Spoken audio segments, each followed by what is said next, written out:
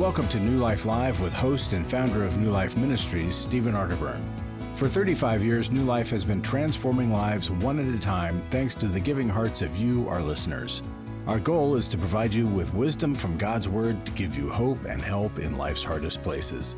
If you have a question you'd like to ask today, our phone lines are open. Call 1-800-229-3000.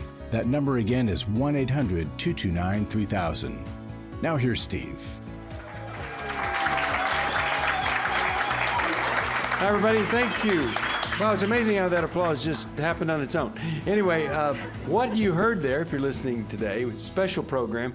And this is a group of our wonderful, wonderful friends, New Life friends, have joined us on a cruise. We try to take a trip every year just to get a little closer. And we're on the Danube River right now, and we're just doing this here because that's what we love to do. And sitting next to me is Chris Williams. Hello, Chris. Hello. I usually say it's great to be here. Yeah. But it's actually absolutely amazing to be here. It really is. Yeah. Yes.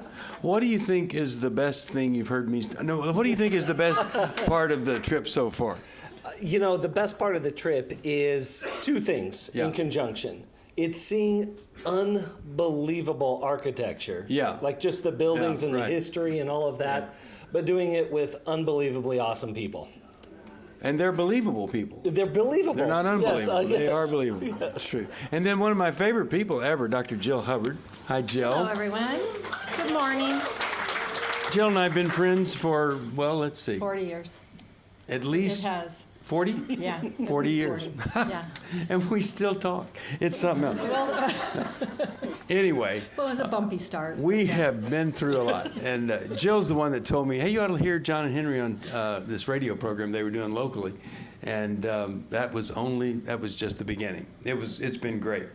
And we're greatly appreciative of the people that have come here. Mm-hmm. Now, earlier, Becky was talking about the program, and she said now that Steve isn't the host anymore, that you're listening to people say brilliant things in the beginning. So, Chris, we talked about fear a little bit and being driven by fear rather than led by the Holy Spirit. So tell everybody maybe one practical thing. If you were kind of a fear-based person, what is one practical thing you could do today that might make life a little bit better? Yeah, well, fear has its own energy to it. You know, we can feel it inside of us. It's fast and it's furious, and that's why there's a relationship between anxiety and depression.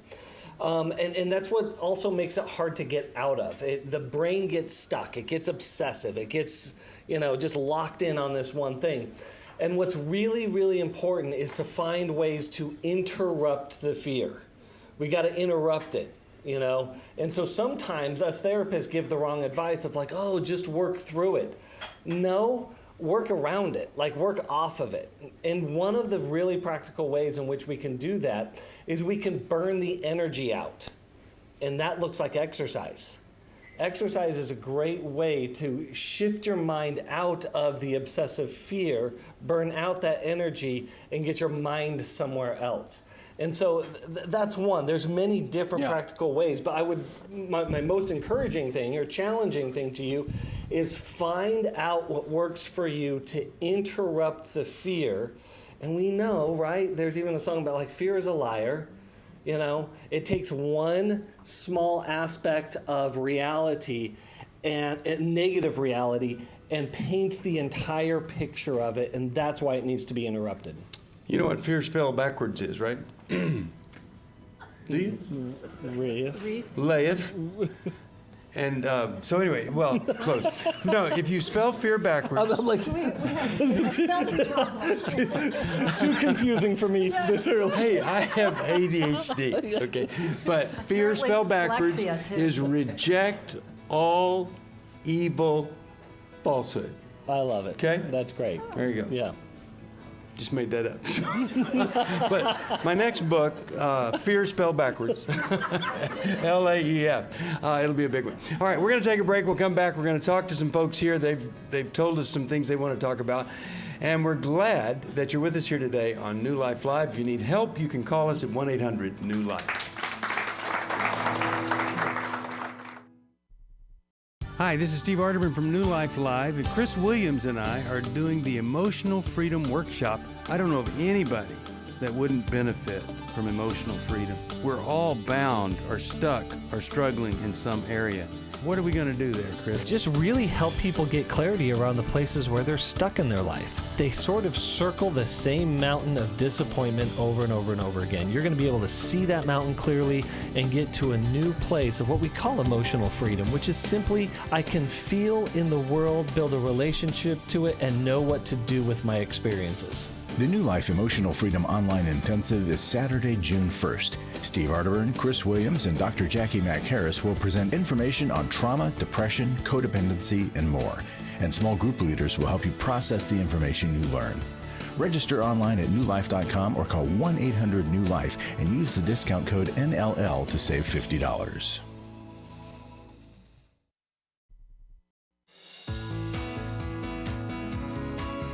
To find out more information about New Life or to order any of the resources mentioned on today's program, call 1-800-NEW-LIFE. Now back to New Life Live. Okay, welcome back, and we are here again on the Danube River, and joining me, Chris Williams, Dr. Jill Hubbard, and you, and we've got some people that have told us they'd like to ask a question, or at least they're willing to. So Paul, why don't you come up, and Paul's going to ask us a question, whoever Paul is from Ohio, and here comes Paul. And Paul has written a book, actually, I'll just tell him about it. I was reading it back in the room, page 57, I mentioned in it. But Paul, the name of the book is From to Bless. Broken to Bless. And it's really an amazing book of transformation. And I'm glad you gave it to me. Thank you. You have a question? I do. We weren't down here doing the disco last night because Michelle and I were up in our room triggering each other all evening. And so, true story. So, I had, she went out to get some drinks for us, and I was in the room, and I was listening to the Kentucky Derby being rerun, and there was some noise in the ceiling going on. And so when she came back, she was kicking the door, and I couldn't hear it because I was doing those other things. And so she got triggered in her abandonment issues in the past. So when she came in, she said, "Paul, I can't believe you did that to me." And she triggered me from my past failures and different trips that we've had. So my question is, do you have some communication tips on how you can be less triggering of each other? And you kind of answered the question in your water, I need to be more filled with the Holy Spirit, but any other communication tips you can give us from triggering each other constantly? Yeah. Well, it's really a great question, because I think everybody that's in any kind of relationship, from time to time you're going to be triggered, especially in a marriage relationship. But at least, let's just start with this. You're asking a question about being triggered versus a question about why is my spouse so horrible to me, or whatever. I mean, just to be aware that there is this thing called being triggered, and to see it as a phenomena in and of itself, not a reflection of character or something like that. We all have these things. So with that, Jill, why don't you start us off here? What is something that people that recognize we have these things, and one triggers the other, and then that triggers back? What's something they can do? And that's what makes it so difficult. It's one thing if one person's triggered and then the other person can be the person who helps to contain. But when, most cases you ricochet off of each other, right? And you trigger each other. So I agree. It sounds like you guys have done enough work that you're recognizing that you're being triggered. So that is the first step, to say, oh, here's this thing that's happening again. And a lot of times when you don't recognize that, then that other person, what happens is you're transferring onto that other person the original person who hurt you. And so suddenly your husband is your father or your mean uncle or your brother, right, in that moment. And so to be able to start to tease those people apart and to recognize, and even at times when you're not being triggered, to be able to say, my husband is not my father. My husband actually loves me and cares for me. Sometimes he reminds me of my father, but he actually isn't my father. And it's really important to even say those things out loud and say them to each other so that you can recognize that. Because in those moments, you go back to your primitive brain and you're just right back there, right? And you're overwhelmed with the feelings. The fact that you can tell him about it is probably a big difference in what happened in the original hurt, right? Part of what's so painful is the other person didn't recognize it, right? And probably even blamed you, right? Or left you in a puddle without being able to care for yourself. And that's terrifying for a child, right? To be left with all their own feelings, right? Yeah, so to recognize it and then to be able, whoever can have the most presence of mind, like good thing some people really escalate and that gets ugly. And so you need to take a time out, some space apart, like somebody needs to go to the bathroom quick, right? Because even a bathroom break gives you time to pause and to kind of regroup. But whoever has the most presence of mind needs to be the one to say, I think we're being triggered. Let's take a moment and then take turns, right, sharing your side, right, and acknowledging each other's hurt and the wounds that were there prior to you to even entering into relationship. Thanks, Jill. What are you thinking, Chris? Yeah, just to add on to that, and then the skill is the next level, right? So we go into marriages not knowing something inside of us, and that we have a lot of implanted landmines from our past. And there's all these tripwires, and no one crossed my tripwires when I was alone, so I was just fine until you showed up, and then you walked right through my tripwire. So you must be the problem instead of recognizing my historical landmine is actually the problem.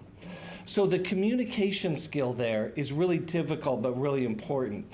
It goes from, it's actually a repentance, and what I mean by that is a turnaround. The turnaround goes from instead of you did, you are, you, which is already walking through their tripwire, right? Instead it's I. Oh man, when you didn't answer the door, I got triggered. My tripwire went off, and here's what I'm experiencing. And if you're the listener and you can move into that with compassion, then it's like, oh, tell me more about that. What can I do? I'm so sorry you experienced that, And so if we can shift it from the you to the I, and what that does is it helps the listener, helps the receiver get into a listening position. Think about it this way. I invites, you repels.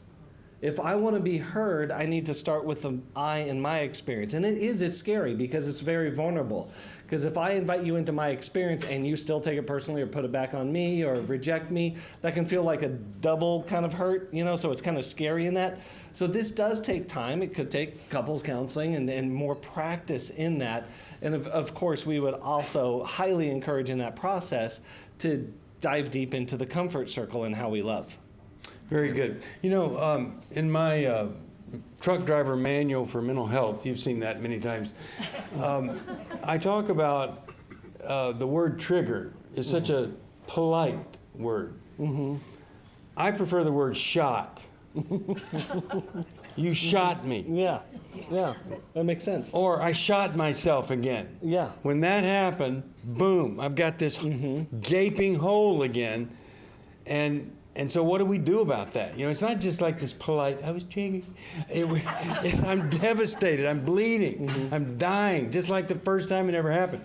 And so I think a couple things, there are three things I think you have to at least look at.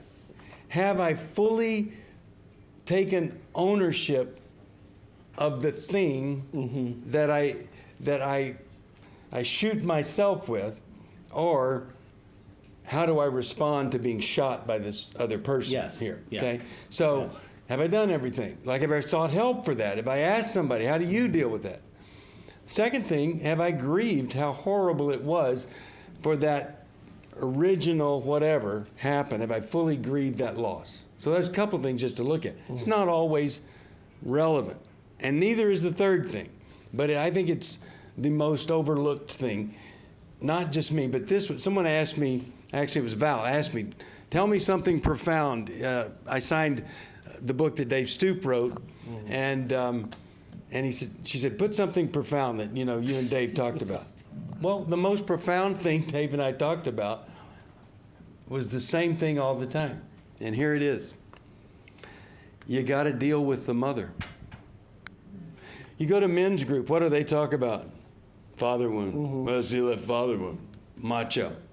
Put on your hunting vest, deal with your father wound. But Dave said it's always the mother that gets neglected.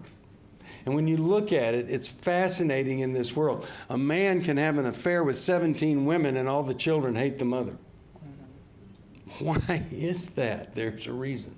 So I like to bring it up as frequently as possible because it's often not, but we really need to deal with what are the issues with mom. And many times we're angry, resentful, bitter, not because of what mom did, but because of what she didn't do.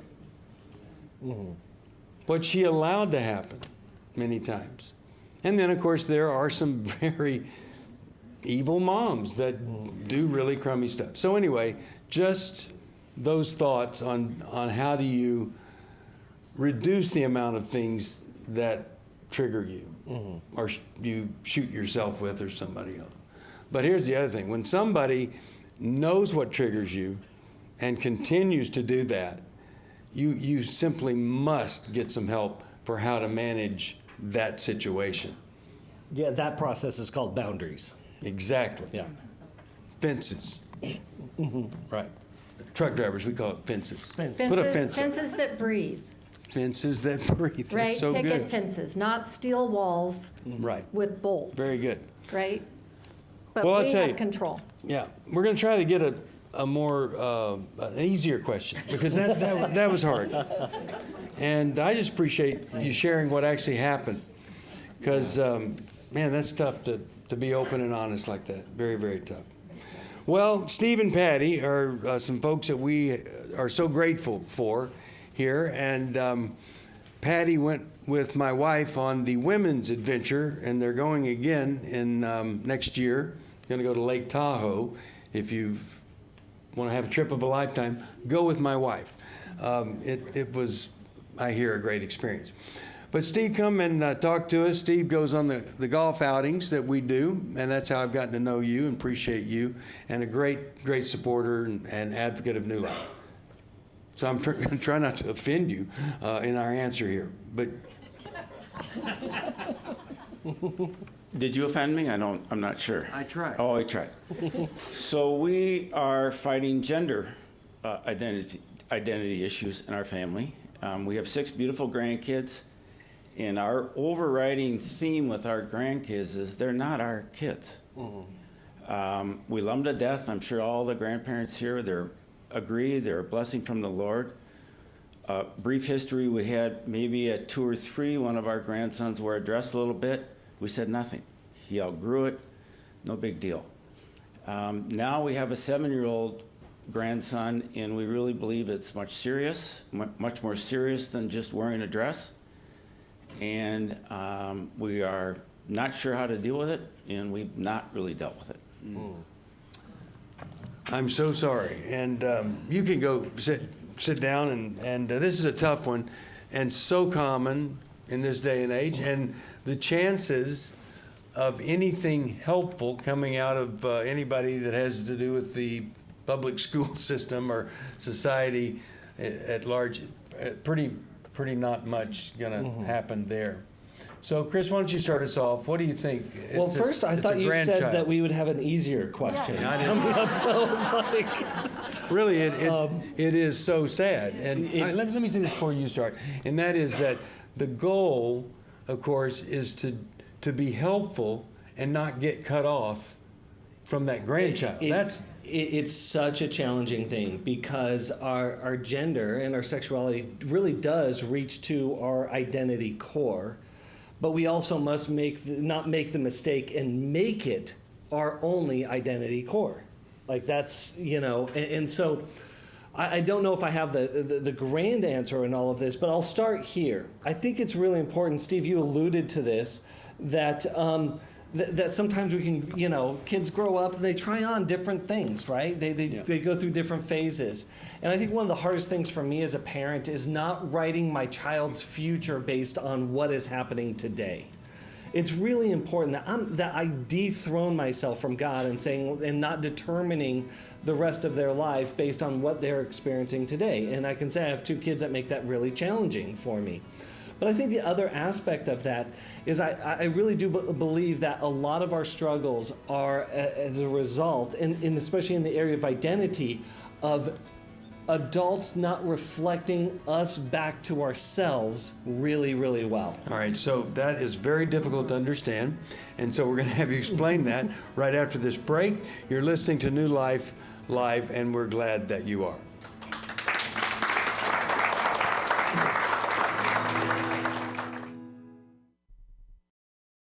For over 35 years, New Life Ministries has provided help and hope in life's hardest places. We've struggled a lot with communication. I have struggled with anxiety. My wife had a sexual affair with my son-in-law. She said, "Dad, I don't like how you talk to me." New Life focuses on bringing true healing to those dealing with relationship issues, mental health struggles, and addictions. After work, I listen to you, and it just helps me with questions that I'm having with my marriage, with my family. I am so blessed to have New Life in my life.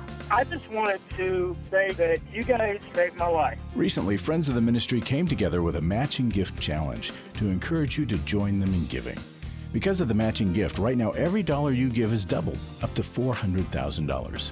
Giving is easy. Go to newlife.com/donate, text MATCH to 28950, or call 1-800-NEW-LIFE. And thanks for making a difference. I was sort of vaguely familiar that the 12 steps had some origination in the Bible. I found life recovery, and one of the things I liked so much was that it had such a broad appeal. It wasn't limited to just alcohol or drugs, that it was addressing a wide range of problems. At New Life, we believe everyone can benefit from a life recovery experience. There are life recovery groups all over the country. They take place online, in conference calls, and in person. And if there isn't one in your area, we can help you start one. We have startup materials, leaders' guides, CDs, Bibles, and more, all with discounts available for groups. Call us at 1-800-NEW-LIFE and ask for Terry Ward. The 12 Steps have long been a great help to people in recovery because much of the 12 Steps' power comes from the fact that they capture principles clearly revealed in the Bible. The 12 steps is really a pattern for all of us as Christians. Call 1-800-NEW-LIFE. That's 1-800-639-5433.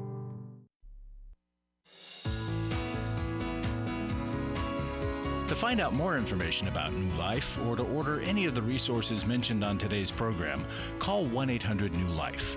Now back to New Life Live. All right, we're back. Steve Arterburn here. We're on the Danube River with our wonderful New Life supporters and new friends.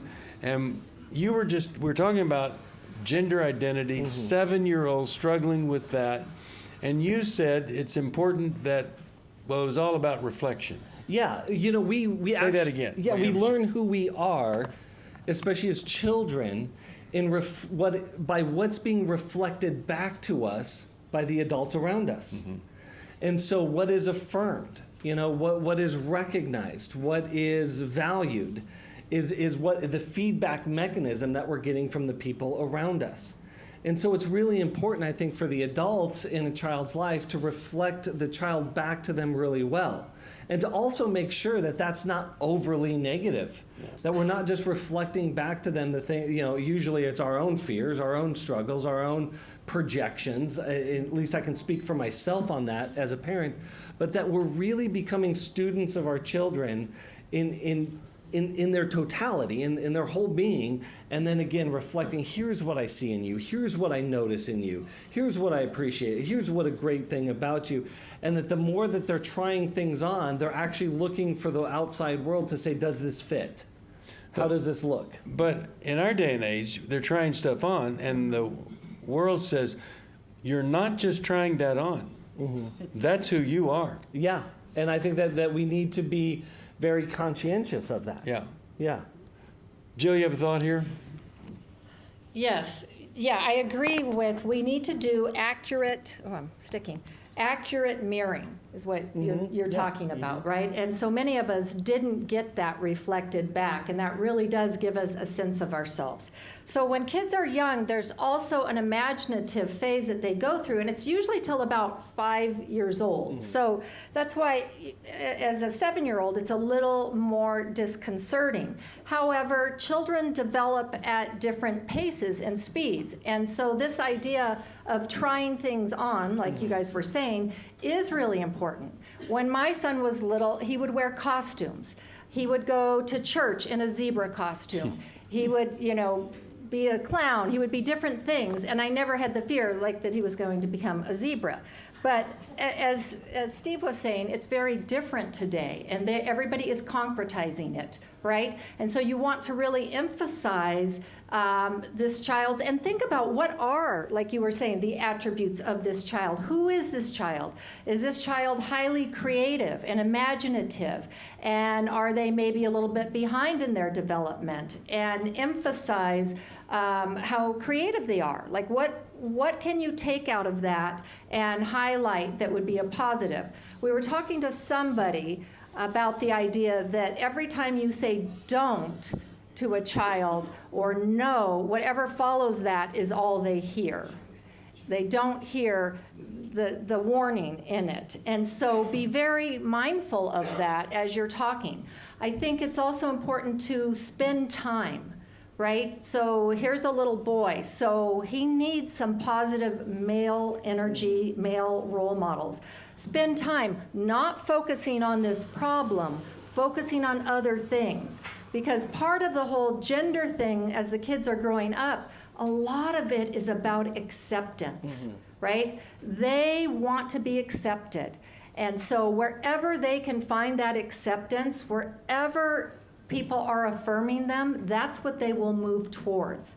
And so to think about that you're planting the seeds over and over and over again of building that child up, having fun times, building memories. And it's a slow process, and that may not be a profound answer, and it may not squelch your fears about it. I think it's also important to remember that kids don't have the same defenses we have. They don't see things the same way as we do. So like you were saying, we don't want to put our fears on them. And so kind of usually the rule of thumb is you don't want to overreact and be a hysterical parent, nor do you want to underreact. So you also want to create a place for their feelings, to talk about how do they feel, how are their friends, what makes them happy, what makes them sad, and allow them to explore those without you jumping in and trying to guide it too rigidly. And as a grandparent, if you're the granddad, you can be the man. You don't have to go against the parents' wishes and start talking about male gender, male identity. You can just, and you don't have to be John Wayne or something like that. You can just be a gentle man and let that be seen. Now, if I quote a Christian on this issue, then people just say, well, that's what born-again Christians think. But when I quote Bill Maher, who's one of the most liberal minds you'll ever see, he says, when I was growing up, I wanted to be a pirate. He said, fortunately, my parents didn't take me in for leg removal and peg installation and eyeball removal so I could have a patch to be a pirate. He said, I have friends, women that were tomboys, and they grew up and got married, and they're happy. Today, he said, a tomboy isn't allowed to be a tomboy. You are obviously a man in a woman's body, and you need surgery. And that's what the liberal Bill Maher says. He says we've gone so far. That's the society that we live in. Well, and the human universal is it takes time to become us. Yeah. That's true. It just takes time. Yeah. And we got to give it time, and we got to reinforce that in positive ways, affirming ways, and truthful ways. And the worst thing you can do is to go against the wishes of the parents as a grandparent and get cut off from these kids. You just need to be a great person with them, not an extremely difficult person to deal with. We'll take a break. Come back.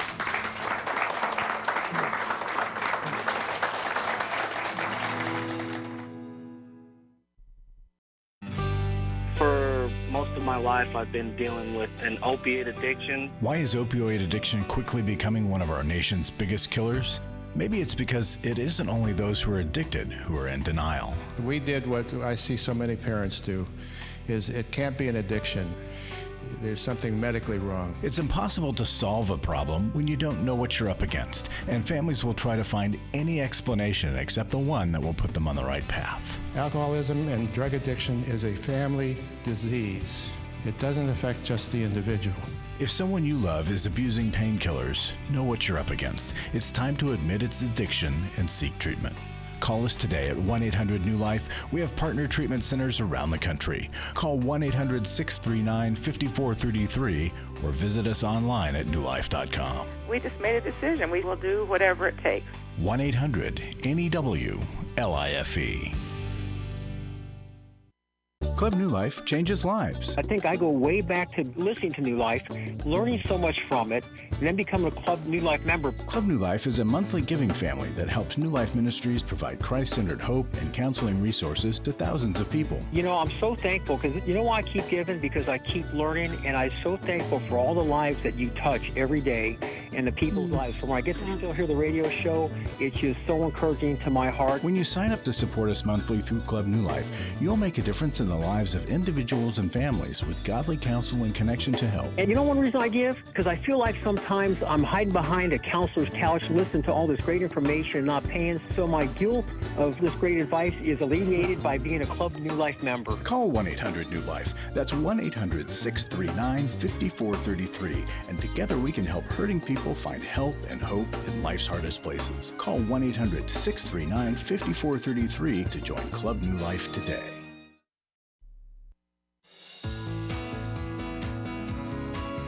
To find out more information about New Life or to order any of the resources mentioned on today's program, call 1-800-NEW-LIFE.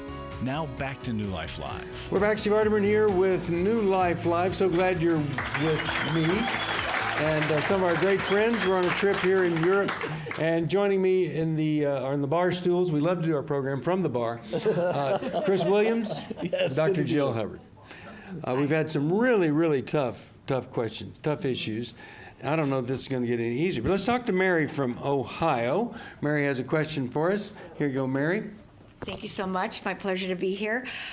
We have a daughter. She's a recovering alcoholic, been sober about 2.5 years, and she lives far away from us, and she struggles financially. Her and her husband work very, very hard, struggle to have ends meet. And so, we have means to help her. Her brothers are both well-to-do. It's hard for her to see all that. But where do we balance in helping her and not helping her or enabling her, having her have the dignity to work out her own financial stuff? And so we're just kind of struggling with, that balance of when to help, when not to help, when to step back. God provides all of that. How old is she? She is 44.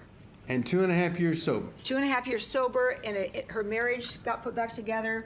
God rescued her from alcoholism, and she's going to her meetings, and Okay. They gave her a new baby. New baby. Yep, and so All right. God is good. Good. Well, let's see if we can disagree on this. So, Jill, let's start with you. Yeah. Well, that's wonderful, Mary. Sounds like she's been through a lot, but to see her come out the other side, wow, that's really incredible. In terms of helping, as parents, it seems like the help never ends, right? Lifelong. I think that at times, stepping in and helping your children, especially when they are making an effort to do for themselves, and the adage is you don't want to do for others what they need to do for themselves. And so I think you really have to examine, is this my need to make them more comfortable? Is this to calm my anxiety because I don't like their standard of living and I think they should have more, or I feel guilty because the brothers are more successful and she didn't marry someone that could provide that for her? So I think you have to look at all of that because she's made some choices. Now, even though in alcoholism, right, you could say, well, she made the choice to be an alcoholic. there were hurts and things that fueled it, right? People don't just decide, I want to be an alcoholic, right? And it just then takes on a life of its own. So I think you have to take a really balanced approach. I think you have to agree between yourself and your husband, and there has to be limits to it. But certainly if she is resentful and doing zingers, you don't want to give to appease that, right? Like, oh, and because that really reinforces, oh, that works. I'll just zing my mom and she'll hand me cash so that everything's all better, right? So I think there's a lot of just reflecting. There isn't one pat answer on how you do this. But it is okay if you have the means and you know, there's a good reason to help, often like helping with grandchildren, right? The next generation is a nice way to help instead of just handing people money. Doing it for something, paying directly to that if you have concerns about how they spend money. Like we'll pay for the, you know, the preschool or the Christian education or things like that they wouldn't otherwise be able to afford. And so that's a nice way that how God has blessed you, you can bless your kids. Yeah, you know, I just am on Jill's side here. It's kind of like a wise mercy or a wise generosity versus we're not going to get you out of this mess you got yourself in, other people your age, you know, all that kind of stuff. This isn't the place for that. No. Because and even though she's doing all the right stuff, she's not going to do all the right stuff perfectly. So you can't like say hold up perfection in recovery as the standard if you want us to help you, because it's not easy. But I'd say this, I'll just give you some ideas. One idea is that you say when we die, obviously, we're going to leave you some things. I have a nephew whose dad was really big on building up stacks of money. He loved how high his stack was going. But my nephew was the first one to get a PhD and wanted to open a clinic. And he goes to his dad, he said, Dad, the stack is really big and it's going to be exciting. When you die and I'm 60 and you're 80 and you die, I get the stack. But I got a lot of stuff I'd like to do between now and 60. Could you give me enough to start a clinic? And he finally did. Doesn't that make sense that he would help him in that way? Not wanting to go buy a Ferrari, nothing against Ferraris at all. And if you'd like to donate one to the ministry, it's okay. But anyway, but really, it's not that kind of thing. So here's what I say. One idea is to pay for them to have I don't even think financial planner is the right thing, but somebody that could look at their situation and help them see some ways to get to a better place. Not quickly probably, but you know, maybe he says, I'm looking at all this and you know, if you go to night school and get your master's degree, then you get to do this, whatever it is, or learn coding, or you know, somebody could do that. Or help them see here's wasted money. So that's one thing, is to get somebody to step in there and help them at this stage. Here's how we're going to get where you want to be in 5 years. The other thing is kind of what Jill's saying, project by project. And it could be, we're going to make a down payment on a home for you guys so that, or a different home or whatever, so that you're not paying high rent or high mortgage. I think those are great things, this one-time thing. So you're not putting them into a luxury position. You're just helping it be more manageable. Wait, can I say one more thing? And Jill would like to say one more thing. Right, because because she was your child that had great difficulty, you don't want to punish her for life because she was wayward, right? It's like God has brought her out of that. She's been redeemed. And so, of course, then you treat her like you treat the others now. Yeah. And I would just add to this, Mary, to build on that, is that financial security or financial health and definitely wealth management or building are skills. They're skills you have to have. And so pouring money into it doesn't solve the problem. And it's the whole adage, obviously, of give a person a fish, they eat for a day. Teach them how to fish, they will eat for a lifetime. But I think the important thing that I would encourage you and your husband is to have conversations with them.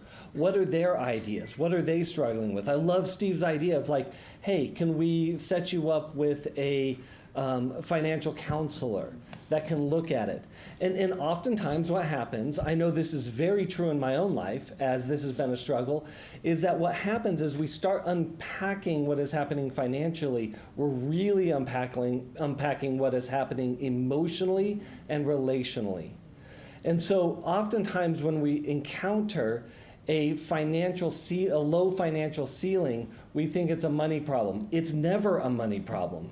It's always a personal problem in which I've bumped my head against my own ceiling and I haven't figured out how to break through that glass ceiling, and I oftentimes need help to do it because, again, we want to be able to build a strong and healthy relationship to our finances over the course of a lifetime. It's interesting that the 9-step promises in recovery refer to being relieved of a fear of financial insecurity. Here's what it doesn't say: being relieved of financial insecurity. It says being relieved of the fear. And I can say this very personally, it's the fear that oftentimes drives financial mismanagement, and we've got to get underneath the surface to discover that. So a lot of options for you. But just to say any financial help of a child is enabling, I think it's a mistake. And the other thing is, you don't have children. You have a child over here who's doing this, you have another child there, and you have another child there. And you are not obligated to treat all of these individuals in the exact same way. Mm-hmm. And nobody wants to be one of the kids. They want to be one. And so maybe you have to explain some things to the other kids, why you're doing things. But it's exciting to hear that there has been horrific loss, tragedy, and all of a sudden, she's got a couple of years. Yeah. Over a couple of years. Yeah. That's the wealth right there. Yeah. All right. Okay, we'll take a break. We're going to come right back. If you can help us, nothing wrong with helping us. Help us. Yeah. Now, you've said if we have financial problems, it's a New Life personal problem. Yeah. We've got to break through our ceiling. But we just got to break through our ceiling. We just have to pay the bills. Yeah, absolutely. All right, we'll take a break. Come right back. 1-800-NEW-LIFE if you need some help.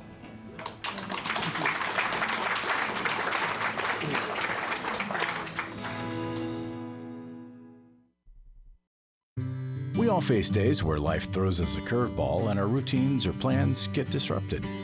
Things we wanted to do are forced to take a backseat to the unexpected demands of the day. If you normally listen to New Life Live on a radio station, well, you might not be able to that day. And on these hectic days when you're feeling stressed or frazzled, hearing the sound of counsel given on New Life Live is just what you need to navigate the unexpected things of life. Every time I'm troubled or I have a problem, I'll cut on New Life, and there's always something that is said that is helpful to me. By listening, I have learned more than I can ever express about how God wants me to live. Download the New Life app for the easiest way to listen wherever you are and at a time that's convenient for you, or watch the show on our YouTube channel. You can even subscribe to our podcast from your favorite podcast provider. You never have to miss a day of New Life. Wherever you are, we are. Dr. Heidi Summers on coaching. A lot of people don't understand the difference between counseling and coaching. Coaches can help you with strategizing. Not everyone is in a crisis or recovering from a trauma. A lot of people just need help getting to where they want to be, and they don't know how to do that. And so it's helpful to have a third party come in to give objective feedback, set goals, create accountability, and help you walk out what your goals actually are. If you need a coach for life, your career, relationships, your health and fitness, leadership, and more, call New Life today and ask about the New Life Coaching Network. Our coaches have been trained and screened with the same intensive process we use for our network counselors. Coaches are intended to help you live in the present and goal set toward what it is you want for the future. Take control of your life and take action to achieve your goals. Call 1-800-NEW-LIFE and talk to us about getting a New Life coach today.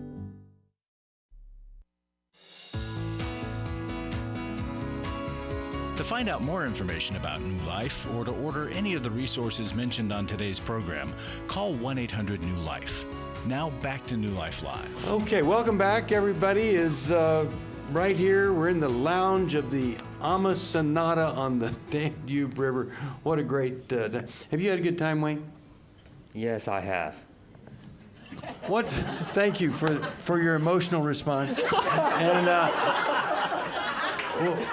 what's a highlight for you?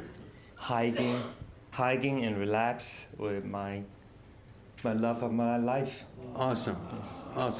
Okay, for all the men that were not paying attention to that, winner, okay?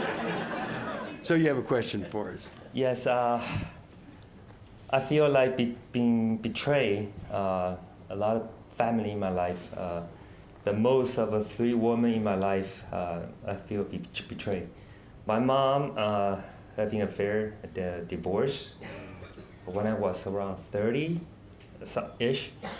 And lately, my marriage went to a problem. I was first-generation Christians. Through that divorce process, I've been saved. And our marriage been saved by grace of God, and we've been married almost going to be 38 years. Wow, that's wonderful. And my daughter 3 years ago married to a Muslim behind our back. And I lose of a chance to give her away. And I feel betrayed. And my mom started having dementia last year. And it's very painful for me because I'm the one who care for her, but she will move the financial to the other 2 brothers, and which I don't mind, but it just drives me crazy. Yeah. And this trip, I'm having 3 times of nightmares. I'm not sure. A lot of time that God gave me healing through my dreams. I think God is nudging me. I don't really want to come up here to asking questions, but last night I had a nightmare, and I wake up middle of the night, I cannot sleep. But middle of like an hour, and I fell asleep again. I have another nightmare. So I don't know what to do. The things hitting behind me, I want to get better, and I have a ADHD depression. Okay. And I'm on medication, just right on the cruise. I start taking it. Okay, Wayne, oh my goodness.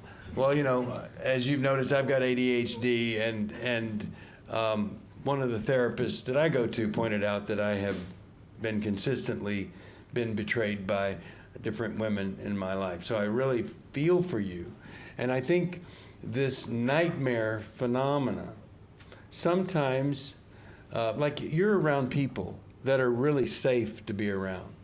Nobody says to anybody, I pray this, oh my gosh, that's horrible. How could you do that? Or what, we're shame-free people. We're smart enough to have compassion.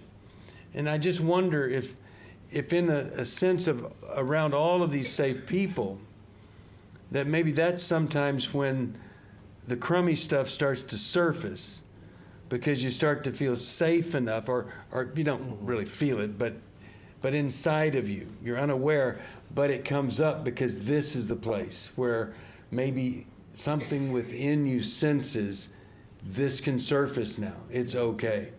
And so I would be, as tough as a nightmare is, I would be grateful that I think it's saying to you, of course, like you're saying here, there are things that need to be dealt with.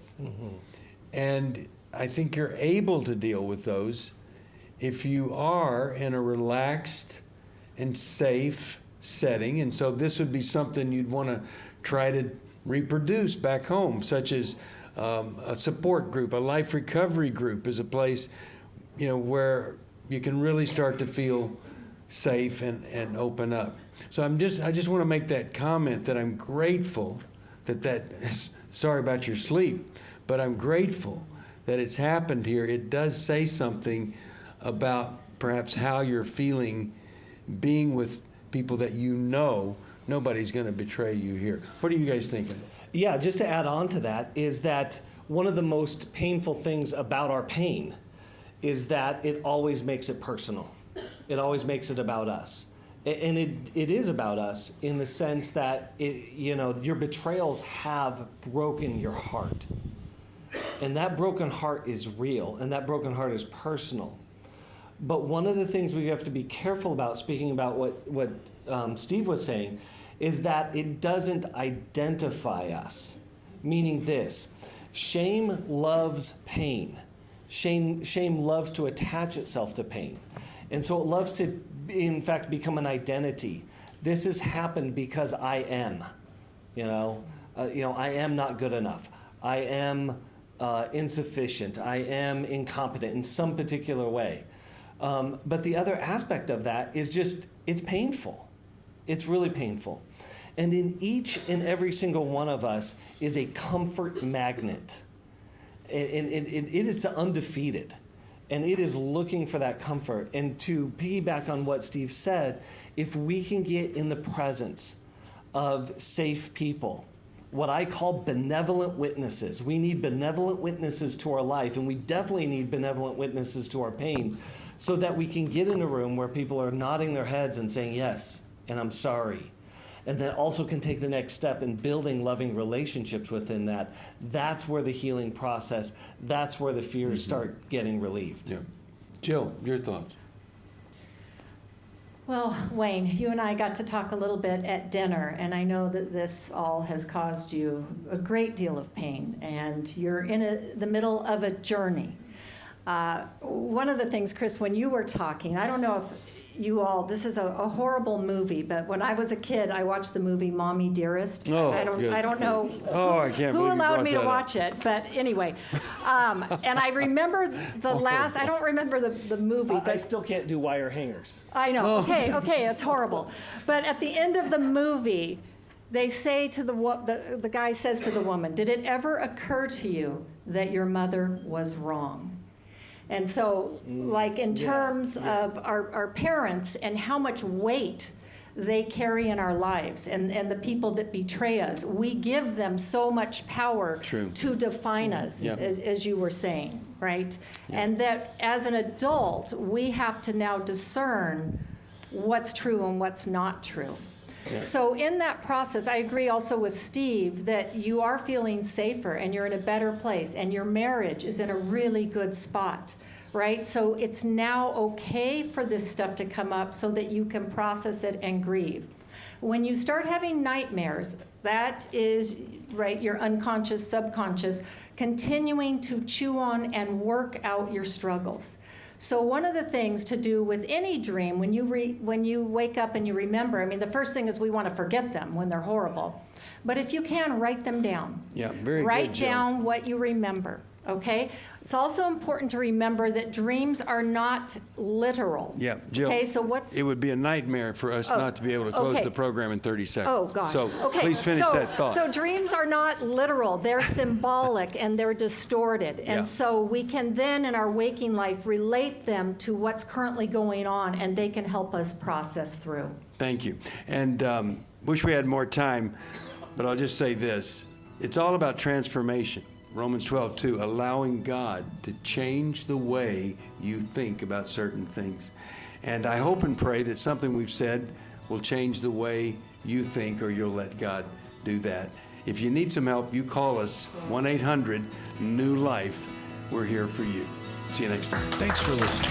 We hope this program has helped you by giving you insights for handling the challenges you face in your life. We want you to know that we're here for you, but you also need to know that New Life Live is a listener-supported ministry.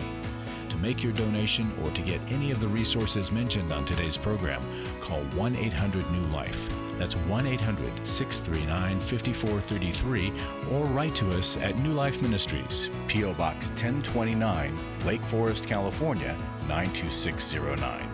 Please join us again tomorrow for New Life Live. Thanks for watching today. We love helping people. I hope you sense that. And we know that there's always hope if you find the right resource.